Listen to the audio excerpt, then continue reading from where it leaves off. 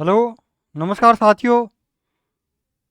Riyan learning concept के YouTube channel पर आपका हार्दिक स्वागत है, हार्दिक अभिनंदन है। हम आज इस वीडियो श्रृंखला में वेस्टर्न पॉलिटिकल थिंकर की शुरुआत कर रहे हैं। जो भी विद्यार्थी स्कूल व्याख्याता की तैयारी कर रहा है वो हमारे इस चैनल से जुड़कर अपनी तैयारी को मजबूती प्रदान कर सकता है। हमारे द्वारा बनाए गए वीडियो उस विद्यार्थी के लिए हाईली यूजफुल और बेनिफिशियल साबित होंगे। हमने पिछले वीडियो में सेक्युलरिज्म यानी कि धर्मनिरपेक्षता की जो अवधारणा है उसके ऊपर प्रकाश डाला था।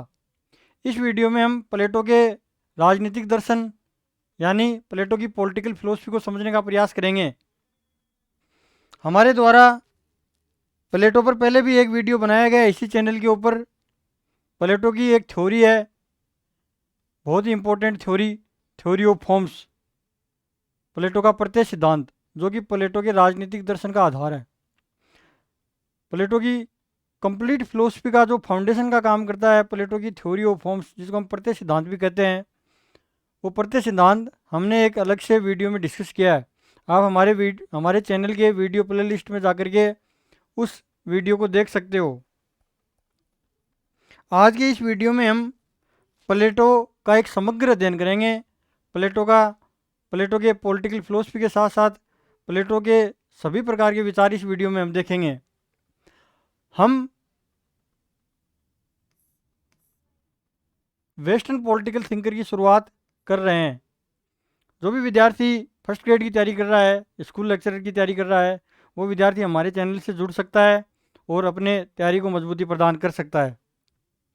तो देखिए विद्यार्थियों, हम आपके लिए यूट्यूब पर जो स्कूल लेक्चरर यानी कि स्कूल व्याख्याता की तैयारी है उसके लिए उसकी तैयारी के लिए वीडियो उपलब्ध करवा रहे हैं।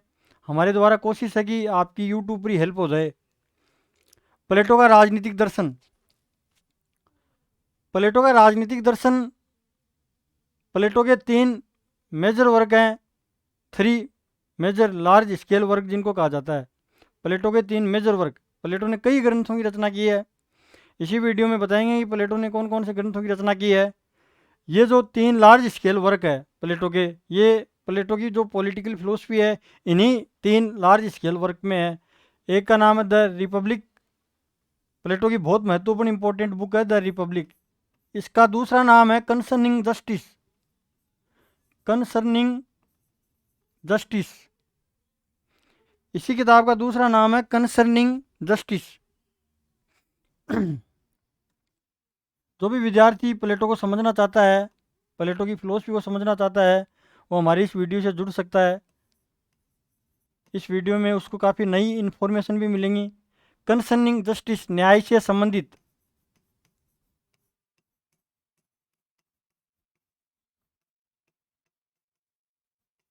हमारे द्वारा 2 वीडियो और बनाए गए हैं।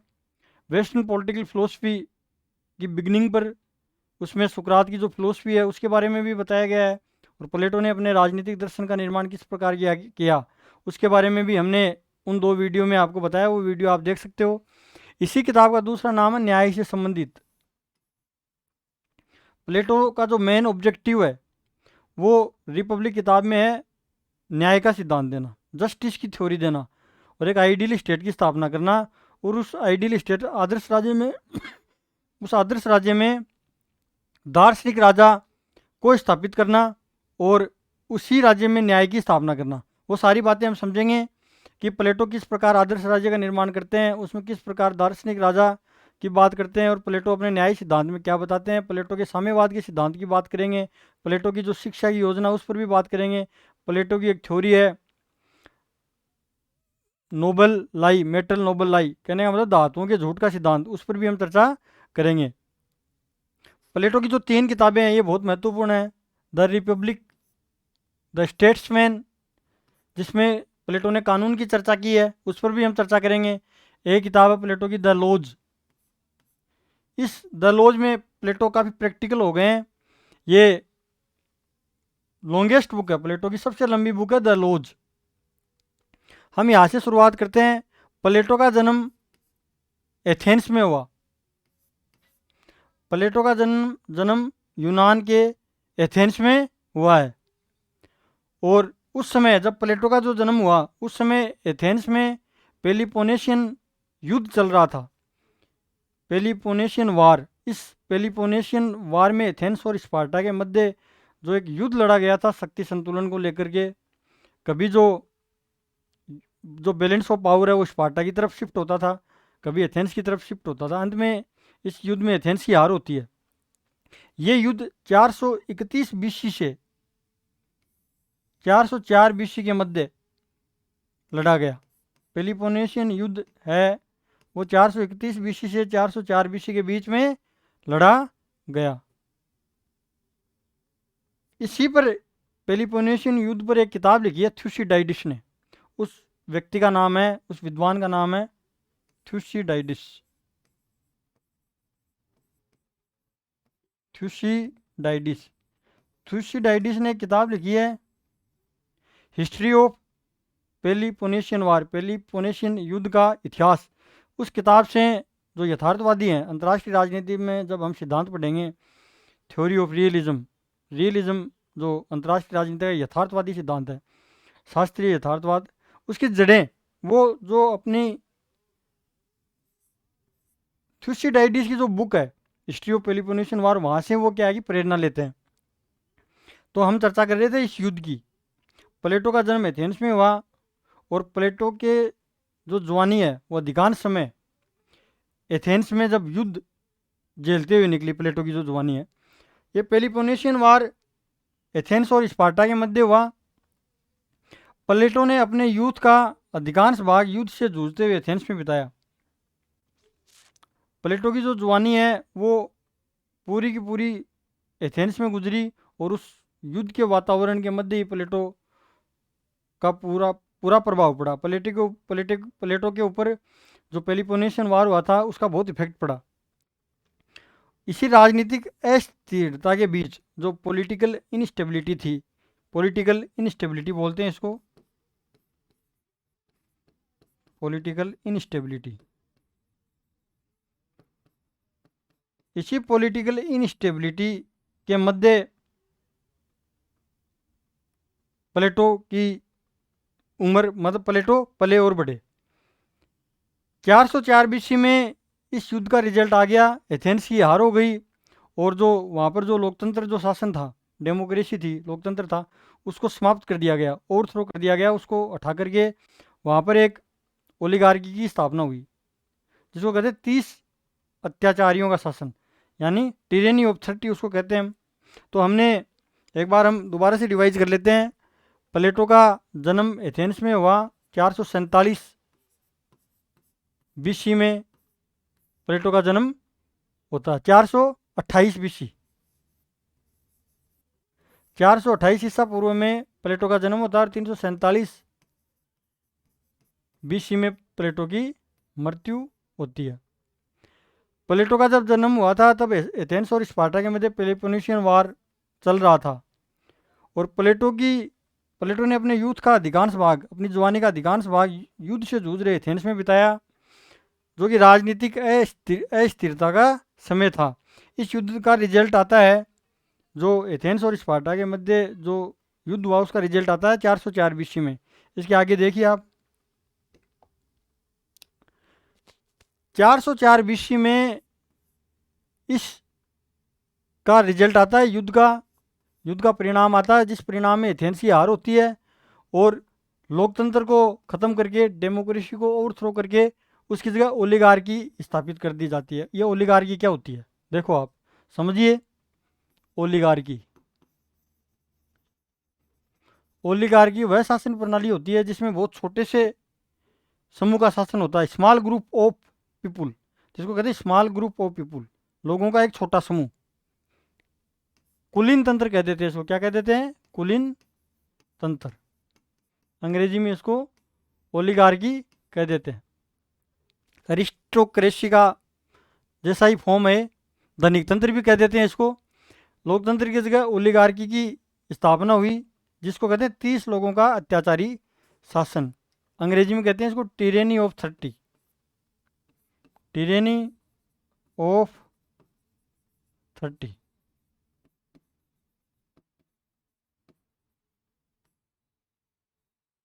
टिरेनी ऑफ 30 में 30 लोगों के शासन में प्लेटो के कुछ रिलेटिव भी थे, प्लेटो के कुछ संबंधी भी थे। तो प्लेटो ने ये उम्मीद लगाई कि अब 30 लोगों का शासन आ गया है, अब कुछ बेहतर होगा, कुछ सोसाइटी में सुधार होगा, न्याय होगा अब। लेकिन क्या हुआ, इन 30 लोगों का शासन बिल्कुल भ्रष्ट था। इन्होंने सत्ता का दुरुपयोग किया, ये करप्ट थे और इन्होंने पावर का क्या किया, मिस यूज किया। और बहुत ही दर्दनाक, बहुत ही निर्दयी इनका शासन साबित हुआ, बहुत खतरनाक, जिसको हम कह सकते हैं मोर ब्रूटल, अंग्रेजी में मोर ब्रूटल। ये जो शासन है मोर ब्रूटल साबित हुआ, मतलब और भी ज़्यादा दुराचारी, भयानक साबित हुआ। इस शासन के विरोध में, ओलिगार्की के विरोध में, उसके बाद क्या होता है, क्रांति होती है, एक काउंटर रिवोल्यूशन होती है। क्या होती है, काउंटर रिवोल्यूशन। ये काउंटर रिवोल्यूशन कौन करते हैं, जनता करती है। ये काउंटर रिवोल्यूशन कौन करते हैं, जनता करती है। जो 30 लोगों का अत्याचारी शासन था उसके विरोध में काउंटर रिवोल्यूशन होती है, विरोध में क्रांति होती है। और वापस क्या है, डेमोक्रेसी को रिस्टोर कर दिया जाता है। किसको रिस्टोर कर दिया जाता है, डेमोक्रेसी, वापस लोकतंत्र की स्थापना कर दी जाती है। किसकी, लोकतंत्र की।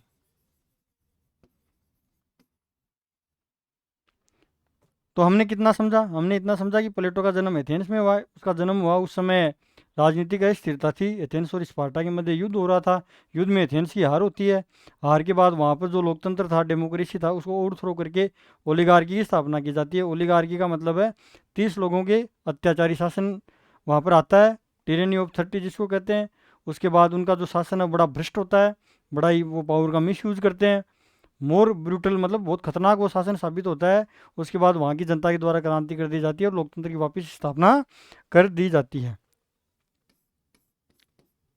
प्लेटो को लगता है कि वापस डेमोक्रेसी आ गई, अब कुछ अच्छा होगा। लेकिन क्या होता है, इसी डेमोक्रेसी में इसी डेमोक्रेसी में वहाँ की जूरी के द्वारा सुकरात को मृत्युदंड दिया जाता है, डेथ सेंटेंस।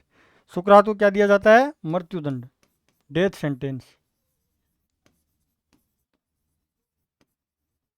आप जो मैंने पहले जो वीडियो लिया है वेस्टर्न में, जो मैंने पश्चिमी राजनीतिक दर्शन की शुरुआत का एक वीडियो लिया है, बिगिनिंग ऑफ वेस्टर्न फिलोसफी, उसमें सोक्रेटिज के ऊपर पूरी की पूरी मैंने एक श्रृंखला चलाई है। सोक्रेटिज के ऊपर पूरा बताया है मैंने।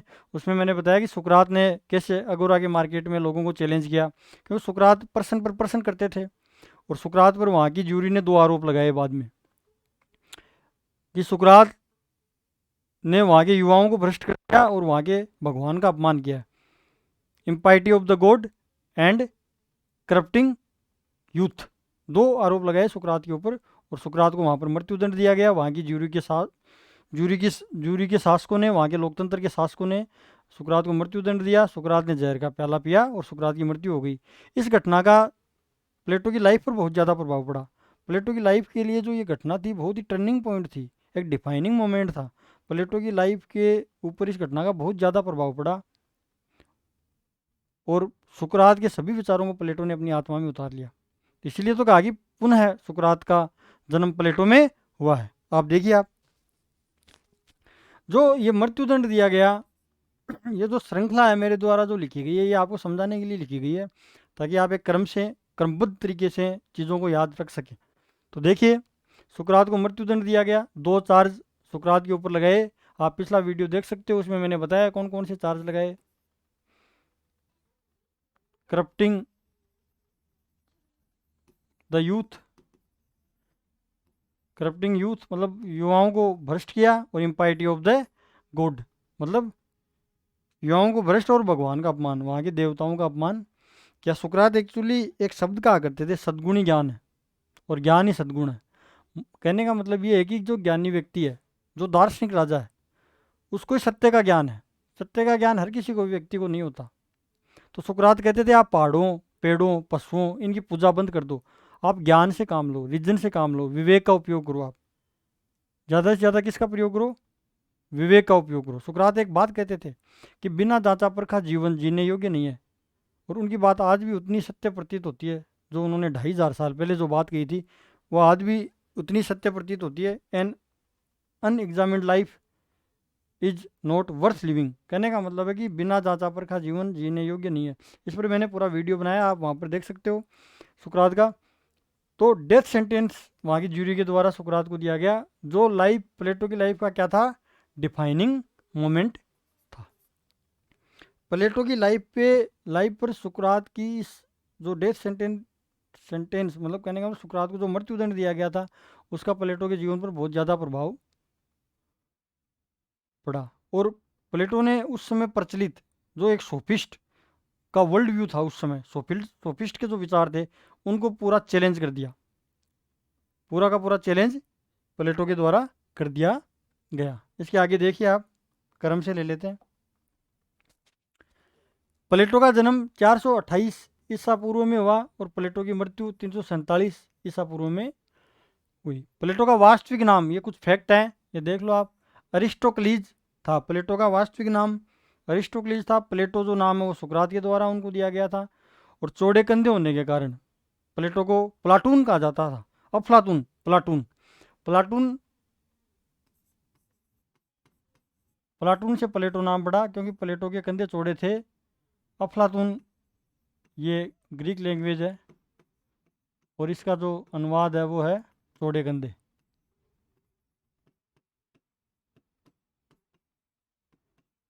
चौड़े कंधों के कारण प्लेटो की उपाधि जो सुकरात के द्वारा दी गई प्लेटो को, प्लेटो की रचनाएं जो कुछ इंपॉर्टेंट प्लेटो के वर्क्स हैं उनको मैंने लिखा है। आप भी कॉपी और पेन लेकर बैठ जाइए और जैसे जैसे मैं बोल रहा हूँ वैसे वैसे नोट करते जाइए। प्लेटो की जो सबसे महत्वपूर्ण किताब है वो द रिपब्लिक, एक किताब है द स्टेट्समैन, द लॉज, ये तीन तो बहुत मेजर वर्क हैं। उसके बाद Meno, Crito, the Symposium, Phaedo, Socratic dialogues, Apology, Timaeus, Gorgias, Crito, और भी कई अन्य ग्रंथ प्लेटो के द्वारा लिखे गए हैं। प्लेटो के द्वारा रचना उन ग्रंथों की गई है, उन वर्क्स की प्लेटो के द्वारा रचना की गई है।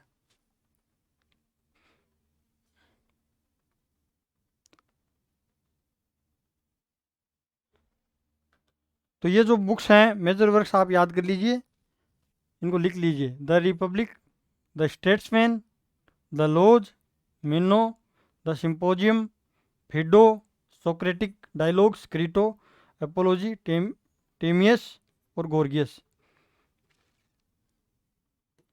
आगे देखिए आप, प्लेटो का आदर्श राज्य। जो प्लेटो के जो महत्वपूर्ण सिद्धांत है जो हम ग्रेजुएशन में पढ़ते हैं, वो प्लेटो के महत्वपूर्ण सिद्धांत कौन कौन से हैं। एक तो हम प्लेटो के आदर्श राज्य के बारे में पढ़ते हैं। हम एक्चुअली में क्या करेंगे इस वीडियो में, इसको सरल भाषा में समझेंगे, एकदम सरलीकरण करने की कोशिश करेंगे। प्लेटो का जो आदर्श राज्य है, प्लेटो का न्याय सिद्धांत है, प्लेटो के दार्शनिक राजा का सिद्धांत है, प्लेटो का जो साम्यवादी सिद्धांत है, और प्लेटो की जो शिक्षा की जो योजना है। ये कुछ इंपॉर्टेंट प्लेटो की थ्योरीज हैं। इन प्लेटो के जो विचार हैं इनको हम समझने की कोशिश कर रहे हैं। देखो आप, प्लेटो का आदर्श राज्य हम एक ही चार्ट में समझेंगे, हिंदी वाले हिंदी में समझेंगे, इंग्लिश वाले इंग्लिश में समझेंगे। हमने चार्ट बनाया है प्लेटो के आदर्श राज्य को समझने के लिए, उसका सरलीकरण किया। प्लेटो का जो आइडियल स्टेट है, आइडियल स्टेट, इसको एक शब्द है कैलिपोलिस, कैलिपोलिस इसको कहा जाता है, कैलिपोलिस। ये शब्द आप ध्यान में रखिए। प्लेटो के न्याय के लिए भी एक शब्द का प्रयोग हुआ है, उसका नाम है डिक्केसाइन, वो भी लिखूंगा मैं अभी। प्लेटो ने एक्चुअली में क्या बताया है, आप ध्यान दीजिए, मेरे जो मैं बोल रहा हूँ उन बातों पर ध्यान दीजिए। एक्चुअली में प्लेटो कहता है, प्लेटो महोदय के द्वारा ये कहा जाता है कि व्यक्ति के व्यक्तित्व के भीतर देखो आप, व्यक्ति की आत्मा में देखो आप, व्यक्ति के मस्तिष्क, व्यक्ति के माइंड में देखो आप, व्यक्ति के भीतर, व्यक्तित्व के भीतर देखो, उनमें तीन तत्व पाए जाते हैं। उसकी आत्मा में तीन तत्वों की प्रधानता है। प्लेटो ये कहते हैं, ये प्रत्येक व्यक्ति में होता है। प्रत्येक व्यक्ति में विवेक होता है, प्रत्येक व्यक्ति में साहस होता है, और प्रत्येक व्यक्ति में लालसा होती है, जिसको लोभ, लालच, क्षुधा भी कह देते हैं हम, भूख भी कह देते हैं, मतलब जैसे तृष्णा भी कह देते हैं हम उसको, तृष्णा क्या कह देते हैं, तृष्णा। जैसे मैं अंग्रेजी में इन शब्दों का प्रयोग करूंगा तो आप ध्यान दीजिए, विजडम, विवेक, इसको रीजन भी कहते हैं, बुद्धि भी कहते हैं। साहस या शौर्य, ये व्यक्ति में पाया जाता है, तत्व होता है एक, इसको कहते हैं हम करेज।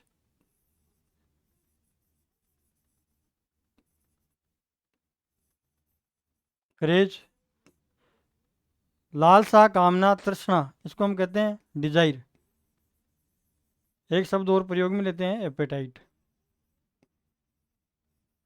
हाँ समझिए, चार्ट को ही समझाऊंगा। प्लेटो को समझना है तो इस चार्ट आपके लिए समझना बहुत ज़रूरी है, बहुत ही अनिवार्य है, कंपलसरी है, मान लो आप मस्ट ये चार्ट समझना। प्लेटो ये कहते हैं कि मनुष्य के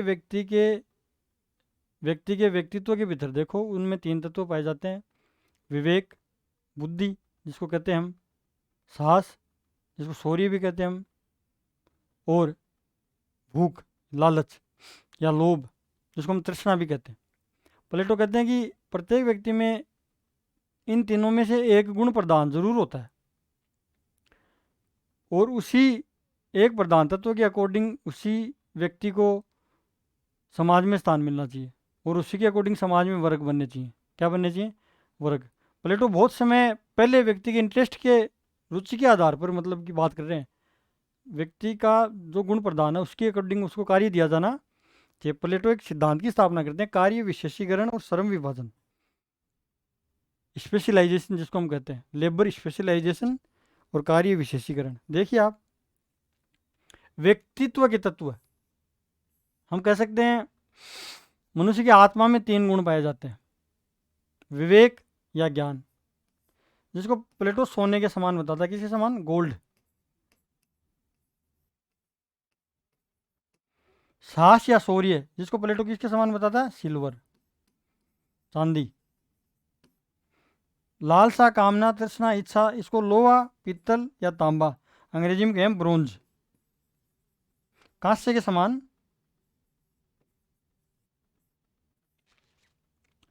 इसी के अकॉर्डिंग समाज में 3 वर्ग भी होने चाहिए। जिन व्यक्तियों में विवेक प्रधान है, बुद्धि ज़्यादा है, उसके अकॉर्डिंग समाज में ज्ञानियों का वर्ग होना चाहिए।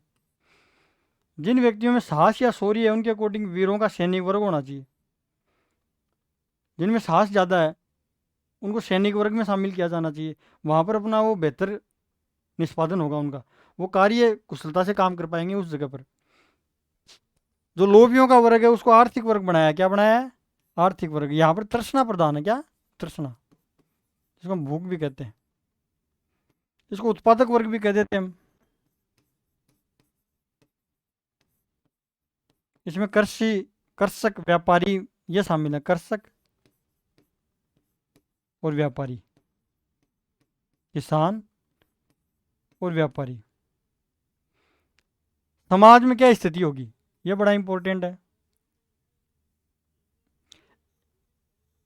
ये जो है ज्ञानियों का शासक वर्ग, ये फिलोसफर है। कौन है? फिलोसफर, दार्शनिक वर्ग है। क्या है? दार्शनिक। और वीरों का सैनिक वर्ग है, ये वॉरियर क्लास में आते हैं, वॉरियर, योद्धा वर्ग, योद्धा वर्ग। और ये लोभियों का वर्ग है। तो इस वर्ग को अभिभावक या संरक्षक वर्ग भी कहा जाता है। अंग्रेजी में एक ही शब्द है, गार्जियन क्लास,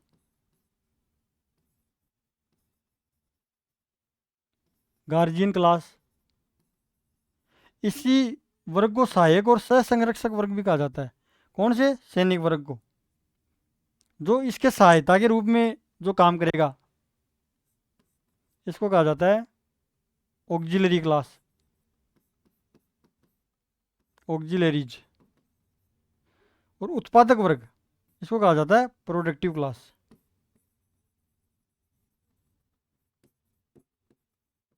एक बार और समझिए आप, देखो ये चार्ट आपको दिख रहा है सामने, ये चार्ट देखिए आप। व्यक्तित्व में 3 तत्व पाए जाते हैं, विवेक, साहस और लालसा। इसी के अकॉर्डिंग समाज में 3 वर्ग होने चाहिए, ज्ञानियों का शासक वर्ग, वीरों का सैनिक वर्ग। जिनमें साहस प्रधान है उनका सैनिक वर्ग, जिनमें शौर्य की भावना उनका सैनिक वर्ग, लोभियों का आर्थिक वर्ग, जिनमें लालच तृष्णा की भावना है उनको आर्थिक वर्ग या उत्पादक वर्ग में शामिल किया जाना चाहिए। इसी अकॉर्डिंग इनको समाज में स्थिति दे देनी चाहिए।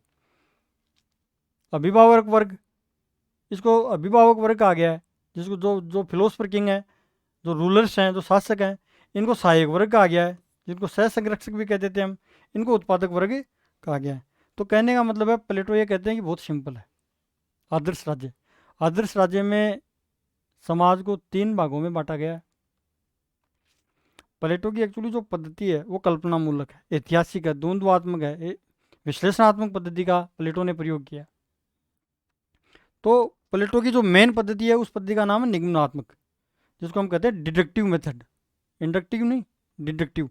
अरस्तु ने तो आगमनात्मक पद्धति का प्रयोग किया है और प्लेटो ने डिडक्टिव मेथड यानी निगमनात्मक पद्धति का प्रयोग किया। इसमें एक्चुअली में सामान्य से विशिष्ट की ओर चला जाता है, पहले ही कल्पना कर ली जाती है और उस कल्पना तक पहुंचने के लिए विशिष्ट तथ्यों को हम इकट्ठा कर लेते हैं, सामान्य से विशिष्ट की ओर। निगमनात्मक पद्धति, उसकी भी चर्चा, प्लेटो की जो पद्धतियाँ उनकी चर्चा हम अलग से वीडियो में करेंगे। ये तो आपके समझ में आ गया होगा। प्लेटो कहते हैं कि व्यक्ति के व्यक्तित्व के भीतर देखो, उनमें 3 तत्व पाए जाते हैं, विवेक, साहस, तृष्णा। उन 3 तत्वों के आधार पर समाज में भी 3 वर्ग बनाने चाहिए, दार्शनिक वर्ग, सैनिक वर्ग, उत्पादक वर्ग। और उन तीनों ही तत्वों के अनुसार उनको समाज में स्थिति भी देनी चाहिए, अभिभावक वर्ग, सहायक वर्ग और उत्पादक वर्ग, जिनको प्लेटो ने कहा। प्लेटो कहते हैं कि यदि ये तीनों वर्ग अपने अपने क्षेत्र में काम करते हैं और एक दूसरे के क्षेत्र में हस्तक्षेप नहीं करते हैं, इसी को प्लेटो न्याय कहते हैं। प्लेटो का न्याय क्या है?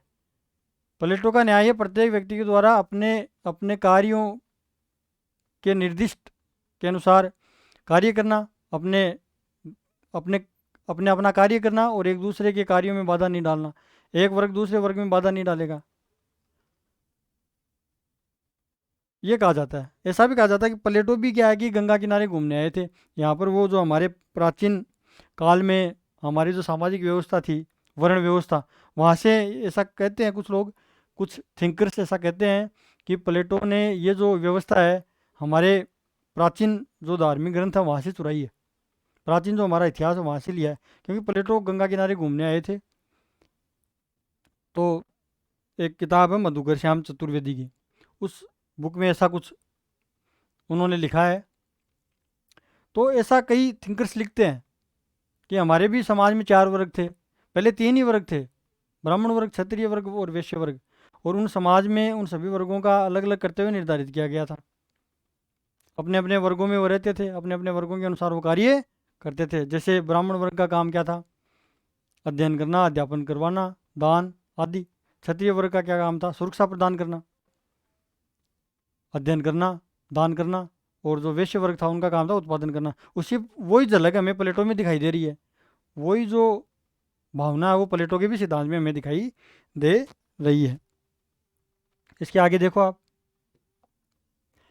प्लेटो की जो चिंतन पद्धति है उस पद्धति का नाम द्वंद्वात्मक पद्धति है, डायलेक्टिक मेथड है। प्रश्न उत्तर, जो सुकरात एक डायलेक्टिक मेथड का प्रयोग करते थे, जिसको हम द्वंद्वात्मक पद्धति भी कहते हैं।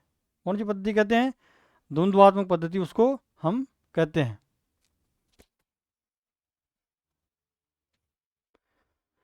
विश्लेषणात्मक पद्धति में विश्लेषण किया जाता है। निगमनात्मक पद्धति में मैंने बताया सामान्य से विशेष की तरफ जाया जाता है। ऐतिहासिक पद्धति में इतिहास से उदाहरण लिए जाते हैं और उन उदाहरणों के आधार पर निष्कर्ष निकाले जाते हैं। एक पद्धति और है प्लेटो की पद्धति में ही हम उसको शामिल कर लेते हैं। प्लेटो ने एक प्रत्यय सिद्धांत दिया है। एक्चुअली मैंने इसके ऊपर पूरा वीडियो बनाया, अगर आप देख सकते हो प्रत्यय सिद्धांत पर। ये इंपॉर्टेंट हो सकता है एग्जाम की दृष्टि से, इसको अंग्रेजी में आप याद रखो तो ज़्यादा बढ़िया रहेगा। Theory of forms. विश्व 2 प्रकार का बताता है प्लेटो।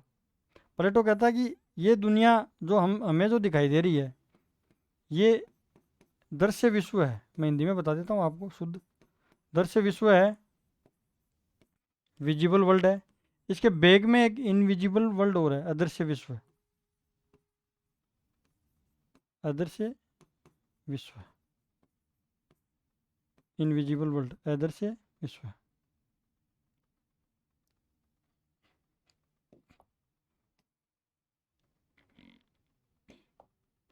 प्लेटो कहते हैं कि जो ये दृश्य विश्व है, ये जो विजिबल वर्ल्ड है, इसमें जो भी वस्तुएं पाई जाती हैं वो अपने पूर्ण फॉर्म में नहीं है, पूर्ण रूप में नहीं है, वो परफेक्ट रूप में नहीं है, वो परफेक्ट कॉपी में नहीं है, वो अपने इम्परफेक्ट वर्जन में है, अपूर्ण प्रतिरूप में है। अपूर्ण प्रतिरूप कह सकते हैं, अपूर्ण कॉपी कह सकते हैं। और दृश्य विश्व में जो वस्तुएं पाई जाती हैं, अदृश्य वस्तुएं विश्व में, उनको हम फॉर्म्स कहते हैं। फॉर्म्स कहने का मतलब है इस विश्व में, भौतिक विश्व में, जो वर्ल्ड ऑफ बिकमिंग भी जिसको हम कहते हैं, जिसको विजिबल वर्ल्ड कहते हैं, वर्ल्ड ऑफ अपीयरेंस भी कहते हैं हम जिसको हम, ये जो विजिबल वर्ल्ड है इसमें जो ऑब्जेक्ट्स पाए जाते हैं, ऑब्जेक्ट्स, उनका पूर्ण रूप इस वर्ल्ड में फॉर्म्स के रूप में पाया जाता है। इस फॉर्म्स का नॉलेज किसको होगा? फिलोसफर किंग को। ये समझा देता हूँ मैं आपको, फिलोसफर किंग को। एक्चुअली में प्लेटो कहता क्या वो समझिए आप, प्लेटो का दर्शन है वो इसी सिद्धांत पर आधारित है। प्लेटो क्या है, एक आदर्श राज्य की स्थापना करता है। मान लो कि ये एक आइडियल स्टेट है। इस आइडियल स्टेट में वो प्लेटो किसको भेजता है? दार्शनिक राजा को, दार्शनिक वर्ग को, फिलोसफर किंग को, जिसको हम लवर ऑफ विजडम भी कहते हैं, जिनके पास बुद्धि है, ज्ञान है, जिनको सत्य का नॉलेज है। इन दार्शनिक राजाओं को किसका पता है? फॉर्म्स का पता है। फॉर्म्स, वस्तुओं का पूर्ण कॉपी क्या है, उस फॉर्म्स का नॉलेज है। तो दो बातें होती हैं, एक तो होता है ज्ञान, नॉलेज, एक होता है मत, ओपिनियन, इसको कहते हैं नॉलेज। नॉलेज एक्चुअली क्या होता है? फिक्स होता है, जो चेंज नहीं होता, वही तो नॉलेज होता है। नॉलेज वास्तव में क्या है? नॉलेज वो है जो फिक्स है, जो चेंज नहीं हो, जो सत्य है, वही तो नॉलेज है। वो अपने पूर्ण फॉर्म में है, वो परफेक्ट है, वो नॉलेज है। एक होता है मत, जिसको राय भी कह देते हैं, ओपिनियन भी कहते थे, ओपिनियन। तो प्लेटो इसी को कहते हैं world of opinion, world of visible. तो इस नॉलेज का किसको पता होगा? वो फिलोसफर को पता होगा, उस दार्शनिक राजा को पता होगा इन फॉर्म्स का नॉलेज। और इन फॉर्म्स का नॉलेज जिसको पता होगा वही राजा बनेगा, वही सोसाइटी में न्याय स्थापित करेगा, वो लोगों को बताएगा कि सही क्या है। जैसा कि मैंने एक वीडियो बनाया प्लेटो का, आप देख सकते हो। उस वीडियो का नाम है प्लेटो की जो थ्योरी ऑफ फॉर्म्स और एली allegory of the cave, Plato की गुफा के सिद्धांत पर एक वीडियो बनाया। एक्चुअली प्लेटो का जो थ्योरी ऑफ फॉर्म्स है उसको समझाने के लिए प्लेटो के द्वारा क्या गुफा के सिद्धांत के एक्सपेरिमेंट का प्रयोग किया जाता है। तो गुफा का सिद्धांत है, दृष्टांत है, उसका प्रयोग किया जाता है, उसका उदाहरण प्लेटो के द्वारा लिया जाता है। तो ये मैंने समझा दिया। विश्व दो प्रकार के हैं, काल्पनिक दुनिया, जिसको हम कह सकते हैं वास्तविक दुनिया, और भौतिक दुनिया, ऐसे कह सकते हैं। वास्तविक दुनिया और भौतिक दुनिया।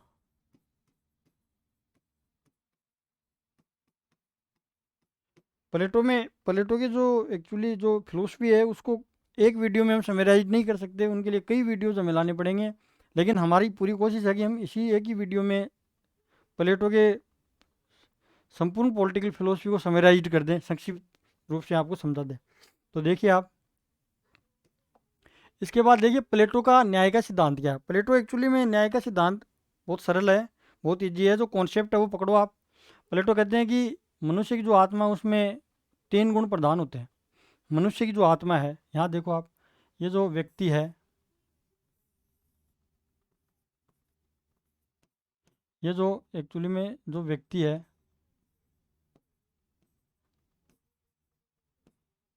ये व्यक्ति है। इस व्यक्ति के मस्तिष्क में कह दो चाहे आत्मा में कह दो, इस व्यक्ति के मस्तिष्क में 3 गुण हैं: विवेक, विजडम,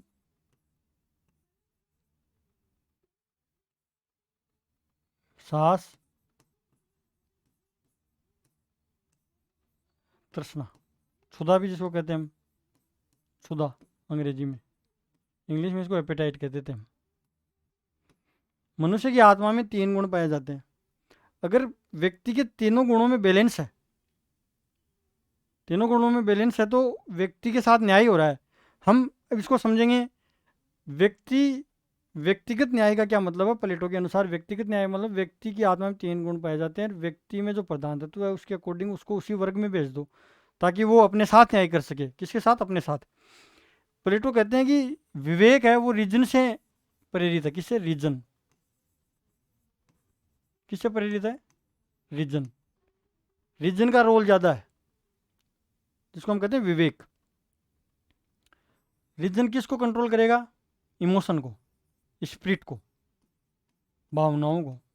इमोशन या स्पिरिट इसको कंट्रोल करेगा। और तीसरा जो है वो है डिजायर या एपेटाइट। एपेटाइट। प्लेटो कहते हैं कि रीजन के द्वारा अगर इमोशन गाइड होती हैं, रीजन इमोशन को कंट्रोल करता है या भावनाओं को कंट्रोल करता है, या फिर रीजन के द्वारा एपेटाइट तृष्णा को भी कंट्रोल किया जाता है। अगर इस ऑर्डर में अगर कोई सोल ऑर्गेनाइज्ड है, कोई आत्मा संगठित है, इसी ऑर्डर में ऊपरी ऊपर रीजन, उसके बाद इमोशन, उसके बाद एपेटाइट, इसी ऑर्डर में अगर आत्मा ऑर्गेनाइज्ड है, तो उसका मतलब क्या हुआ? उसका मतलब हुआ कि वो जस्टिस है, वही जस्टिस है। समझिए, आप दोबारा समझने की कोशिश करिए। दार्शनिक वर्ग एक्चुअली क्या है? जो दार्शनिक राजा है या दार्शनिक वर्ग है, ये सैनिक वर्ग को भी नियंत्रित करेगा, गाइड करेगा।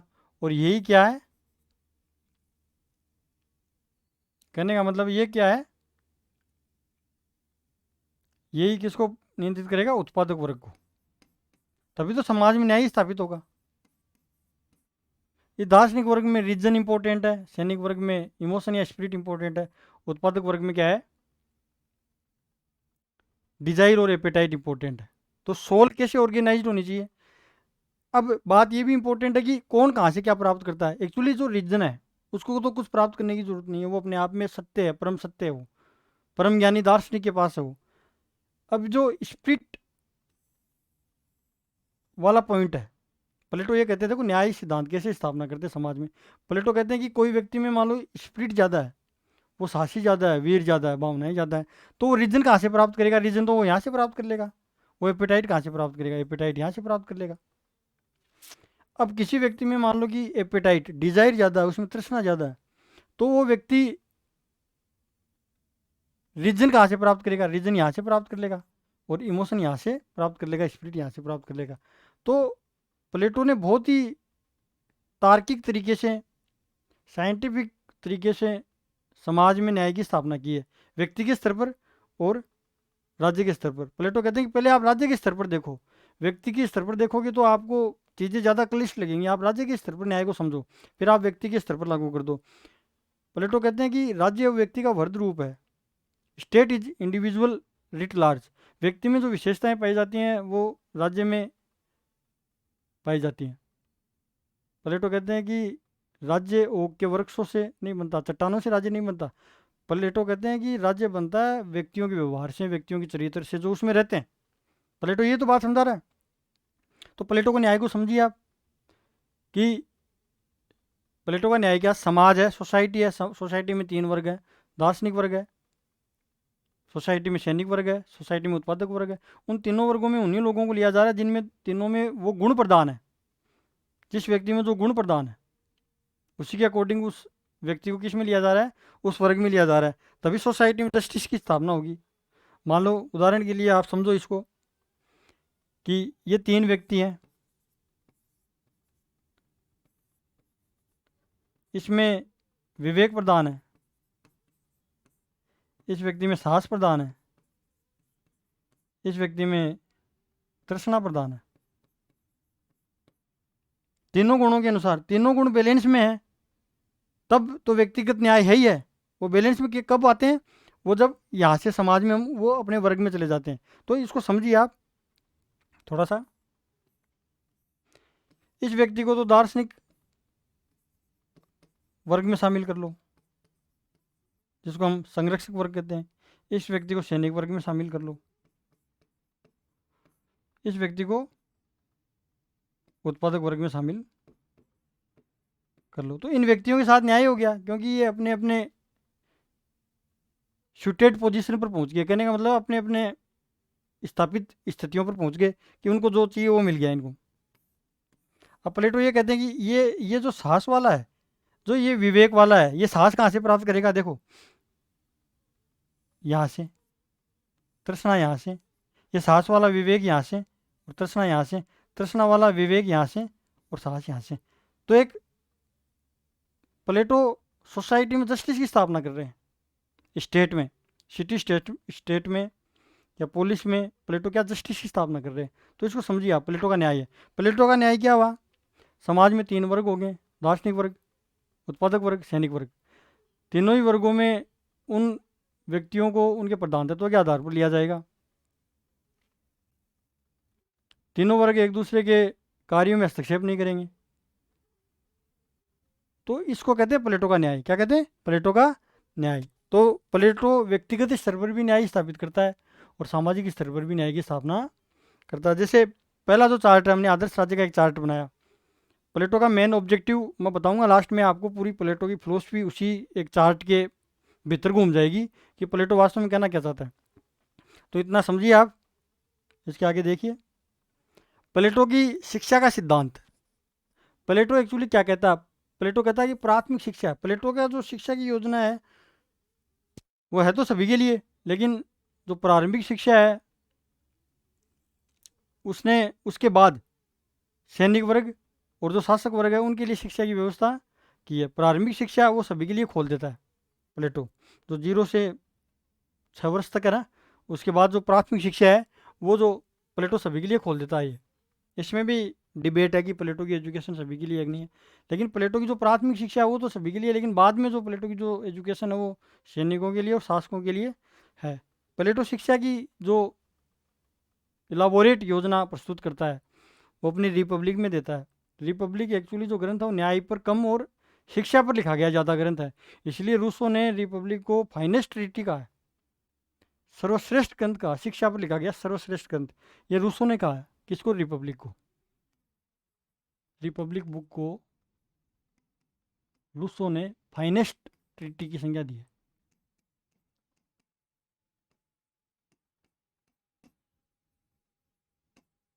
प्लेटो की शिक्षा सिद्धांत। प्राथमिक शिक्षा 10 वर्ष से 20 वर्ष तक, अलग अलग किताबों में अलग अलग मिलेगी। द्वितीय चरण की शिक्षा 20 से 30 वर्ष तक, जहाँ पर गणित और ज्योतिष और ज्यामिति का अध्ययन करवाया जाएगा। तृतीय चरण में 30 से 35 वर्ष तक की जो शिक्षा है उसमें गणित और डायलेक्टिक्स का एडवांस अध्ययन करवाया जाएगा। और 35 वर्ष की शिक्षा के बाद 15 वर्ष का एक और होगा प्रशिक्षण, दार्शनिक राजा को दिया जाएगा। और फाइनली जो टेस्ट में पास हो गया उनको दार्शनिक राजा बना दिया जाएगा। आप समझिए इसको, इसको समझिए आप। प्लेटो कहते हैं कि 20 वर्ष तक जो 20 वर्ष तक जो शिक्षा है वो तो म्यूजिक, संगीत की और व्यायाम की दी जाएगी। किसकी? संगीत और व्यायाम और कला, जिसको म्यूजिक, जिम्नास्टिक। और 0 से 20 तक, 20 वर्ष तक जो शिक्षा है वो संगीत, व्यायाम और कला की दी जाएगी। उसके बाद 20 से 30 वर्ष तक इसमें ऐसा भी है जो शिक्षा के बाद जो जो टेस्ट में फेल हो जाएंगे उनको उत्पादक वर्ग में भेज दिया जाएगा, ऐसा भी इसमें लिखा हुआ है। तो 20 से 30 वर्ष तक जो गणित और डायलेक्टिक्स की शिक्षा दी जाएगी। और 30 से 35 तक एडवांस गणित, एडवांस गणित और डायलेक्टिक्स की शिक्षा दी जाएगी। डायलेक्टिक्स का मतलब द्वंद्वात्मक संवाद की शिक्षा, तो संवाद पद्धति। और यहाँ पर जो टेस्ट होगा इसमें पास हो जाएगा उसको 15 वर्ष, 35 से 15, 50 तक, 15 वर्ष तक प्रैक्टिकल शिक्षा दी जाएगी। प्रैक्टिकल शिक्षा अंडर वॉच, बहुत ज़्यादा गहन उसके ऊपर ध्यान रखा जाएगा। उसके बाद जो टेस्ट होगा उसमें जो पास हो जाएंगे वो क्या बनेंगे, दार्शनिक राजा।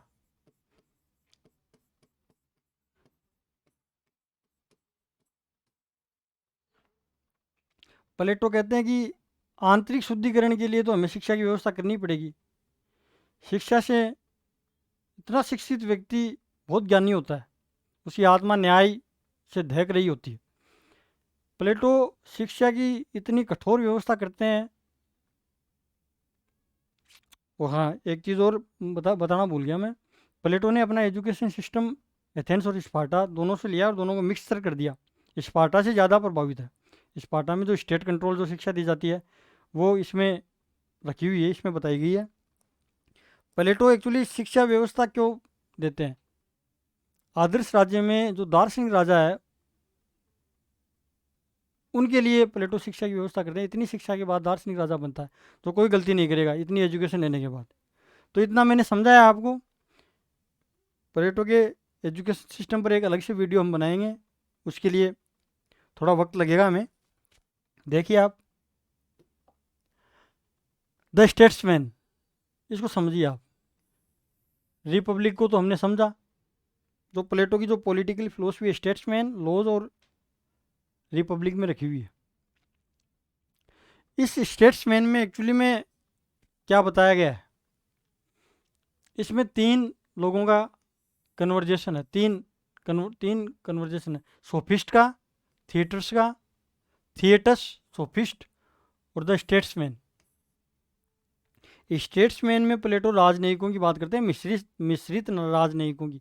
यही है वो मिश्रित राजनयिक, थिएटिटस, सोफिस्ट और द स्टेट्समैन। और इसमें एक्चुअली में प्लेटो क्या करते हैं, जो रिपब्लिक बुक है उसमें तो सोक्रेटिस है, जो सुकरात है वो मेन लीड रोल में है, प्रिंसिपल रोल में है, वो मेन भूमिका में है। यहाँ पर जो लीड रोल में है उनका नाम है इलियाटिक विजिटर। इलियाटिक, यह नाम याद रखना आप, इलियाटिक विजिटर। इलियाटिक विजिटर इसमें मेन रोल में है। The art of political leadership की बात रिपब्लिक में की गई है। The art of political leadership, राजनीतिक नेतृत्व की बात रिपब्लिक में की गई है। राजनीतिक नेतृत्व किस प्रकार किया जाए उसकी बात इसमें की गई है। द लॉज प्लेटो की अंतिम रचना है। ये एक रचना अकॉर्डिंग टू जेसी जोरी सर, उनके अकॉर्डिंग ये रचना संवाद शैली में नहीं लिखी हुई है। इस रचना में प्लेटो बहुत मेच्योर हैं और कानून के शासन की बात करें, कल्पना लोक से उतर के व्यवहार के धरातल पर प्लेटो आ गए हैं। तो देखिए आप, ये लॉन्गेस्ट वर्क, प्लेटो का लॉन्गेस्ट वर्क है और 12 बुक्स का कंपेराइजिंग है। 12 बुक्स को कंपेल करके बनाया गया है, उनका कंपेराइजिंग करके उनको बनाया गया है। इसमें जो मेन लीड रोल में है उसका नाम है एथेनियन स्ट्रेंजर। एथेनियन, ये इन्फॉर्मेशन आपके लिए नहीं हो सकती है, आप नोट कर लीजिए। एथेनियन स्ट्रेंजर, जो मेन लीड रोल में है उसका नाम है एथेनियन स्ट्रेंजर। इसी में नॉक्टर्नल काउंसिल की बात की गई है। जो लॉज में नॉक्टर्नल काउंसिल की बात की गई है, जो शासन करेगी, 37 लोगों की एक सभा होगी। इसी में एक शासन और बताया गया कि अच्छा शासन होगा मोनार्की और डेमोक्रेसी का मिश्रण। मोनार्की और डेमोक्रेसी का जो कॉम्बिनेशन है वो एक अच्छा शासन होगा, लॉज में प्लेटो के द्वारा ये बताया गया है। इसके आगे देखिए आप, प्लेटो का साम्यवाद, ये बता देता हूँ मैं संक्षेप में आपको, इस पर अलग से वीडियो बनाएंगे। प्लेटो के कम्युनिज्म, प्लेटो ने साम्यवादी जो सिद्धांत है उसमें दो प्रकार के सिद्धांत दिए हैं। एक तो निजी संपत्ति का साम्यवाद, एक पत्नियों का या परिवार का साम्यवाद। प्लेटो ये कहते हैं कि जो सैनिक वर्ग है और जो शासक वर्ग है उनके लिए सिद्धांत लागू है। उन दोनों के मन में लालच, भ्रष्टाचार की भावना को ख़त्म करने के लिए, कंचन कामिनी के मोह को ख़त्म करने के लिए, करप्शन को ख़त्म करने के लिए, उनका माइंड का ब्रेन वॉश कैसे किया जाए, उसके लिए प्लेटो ने साम्यवाद की रचना की है। प्लेटो ने पहले तो ये कहा है कि इन दोनों ही वर्गों के लोगों के लिए निजी संपत्ति की व्यवस्था को ख़त्म कर दो। प्राइवेट प्रॉपर्टी, जो कि उसमें उनमें जो ग्लोरी पैदा करती है, प्राइवेट प्रॉपर्टी क्या पैदा करती है, उनमें ग्लोरी पैदा करती है, तो उसको ख़त्म कर दो आप, लालच को। दूसरी बात, वो परिवार भी नहीं बना सकते, पत्नियां नहीं रख सकते, फैमिली नहीं बना सकते। प्लेटो कहते हैं कि फैमिली से भी मोह बढ़ता है। तो जो सैनिक वर्ग और शासक वर्ग हैं वो परिवार नहीं बना सकते। तो प्लेटो कहते हैं संतानोत्पत्ति कैसे की जाए। संतानोत्पत्ति के लिए बेस्ट मेल का बेस्ट फीमेल से मेटिंग करवाया जाएगा, अल्पकालिक विवाह उत्सव करवाए जाएंगे, दोनों में अच्छी संतानें प्राप्त होंगी। जैसे बच्चा 7 वर्ष का होगा उसको ले जाया जाएगा वहाँ से। उनको ये नहीं पता होगा उनका कौन माता है कौन पिता है, इसलिए उनके भीतर मोह नहीं होगा। और जो दार्शनिक राजा और सैनिक वर्ग होंगे उनको ये भी नहीं पता होगा कि उनका बच्चा कौन है, तो उनके भीतर भी मोह नहीं होगा। तो प्लेटो ने जो साम्यवाद है ये 2 प्रकार का है। संपत्ति का साम्यवाद जिसको हम कह सकते हैं, और एक पत्नियों का साम्यवाद।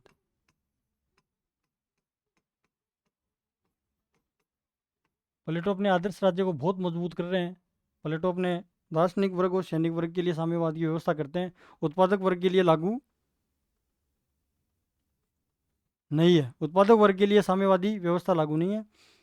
पत्नियों के साम्यवाद की बात करते हैं और निजी संपत्ति के साम्यवाद की बात करते हैं। प्लेटो ये कहते हैं कि शासक के और सैनिक के मन से लालच और भ्रष्टाचार की भावना खत्म करने के लिए, उनके मोह मन से कंचन कामनी के मोह को खत्म करने के लिए उनको निजी संपत्ति से और परिवार से दूर रखा जाए, तभी वो अच्छे शासक और सैनिक बनेंगे। प्लेटो राज्य की उत्पत्ति या राज्य के बारे में क्या कहते हैं वो समझिए। प्लेटो राज्य को नेचुरल इंस्टीट्यूशन मानते हैं, प्राकृतिक संस्था, स्वाभाविक संस्था मानते हैं। प्लेटो राज्य को विकास का परिणाम मानते हैं और नैतिक मानते हैं। नैतिक क्यों मानते हैं? इसलिए कि दार्शनिक राजा नैतिक होगा, शिक्षित होगा, तो वो नैतिक व्यवस्था बनाएगा। एक प्लेटो का बहुत प्रसिद्ध कथन है, राज्य का निर्माण ओक के वृक्ष से नहीं बल्कि व्यक्तियों के चरित्र से होता है। ये याद रखना आप। राज्य की प्रकृति आंगिक है, जैविक है और सावयवी है। इसको समझिए। ये जैसे मान लो ये व्यक्ति है, ये व्यक्ति है मान लो, तो इसके अंग, इसके हाथ, इसके पैर, इसकी आँख, इसके नाक इससे जुड़े हुए हैं। इसके ऑर्गेन्स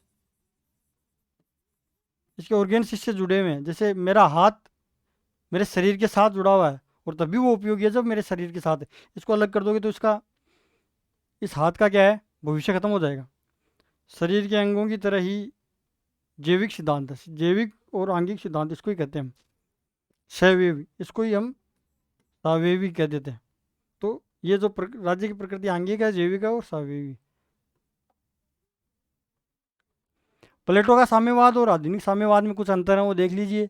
प्लेटो का साम्यवाद पूरे समाज पर लागू नहीं होता, सैनिक और शासक वर्ग के लिए लागू होता है। ये राज्य को सशक्त बनाता है, राज्य को सशक्त बनाने पर राज्य को बहुत मजबूत बना देता है। यह नैतिक साम्यवाद की कल्पना पर आधारित है। मैंने बताया ना, राज्य नैतिक है, दार्शनिक राजा नैतिकता की स्थापना करता है। आधुनिक साम्यवाद में पूरा का पूरा जो समाज है वो एक साथ लागू होता है, सभी वर्गों पर लागू होता है आधुनिक साम्यवाद। इसमें वर्ग विहीन और राज्य विहीन की बात की जाती है, जैसा कार्ल मार्क्स कहते हैं अपने साम्यवादी सिद्धांत में। स्टेटलेस और क्लासलेस सोसाइटी की बात की जाती है। यह आर्थिक साम्यवाद का समर्थन करता है। किसका समर्थन करता है? आर्थिक साम्यवाद का समर्थन करता है। कहने का मतलब है आधुनिक साम्यवाद में आर्थिक समानता की बात की जाती है, प्रॉपर्टी पूंजीपतियों से छीन ली जाती है, खत्म कर दी जाती है। इसके बाद में देखिए आपको प्लेटो के व्यक्ति के संबंध में विचार। राज्य व्यक्ति का वर्ध रूप है, मैंने जो आपको पहले बताया। व्यक्ति में 3 प्रकार के गुण पाए जाते हैं, विवेक, साहस, तृष्णा, जिस पर हम चर्चा कर चुके हैं।